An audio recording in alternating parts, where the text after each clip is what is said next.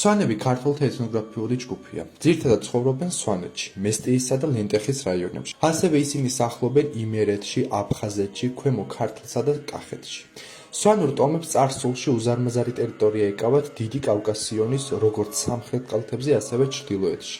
სვანური ტომები ერთ-ერთი მთავარი კომპონენტი იყო, რომლის საფუძველზე მოხდა თანამედროვე ქართველი ხალხის ფორმირება. წარსულში სვანებს ახასიათებდათ კულტურისა და ყოფის ლოკალური თვისებები. ვახუშტი ბაგრატიონი სვანებს ასე ახასიათებს: კაცნი არიან დიდტანოვანი, ახოვანი, დიდი ძალის მქონენი.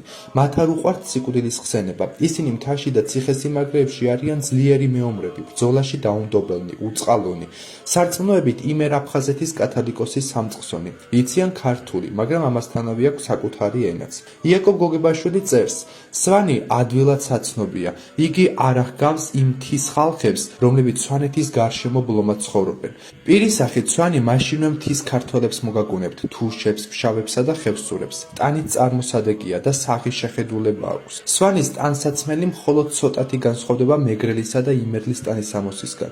თავსახური სვანს ორნაირი აქვს. როგორც სხვა მთის ხალხს, ისე სვანებსაც თავისი სამშობლო მეტისმეტად უყვართ. ბევრი მათგანი ისე დაბერდა, რომ ლეჩხუმის მეტი მხარი არ ჰქონდათ ნანახი. უმთავრესი ზნეობითი სენი სვანების არის მოსისხლე მტრობა.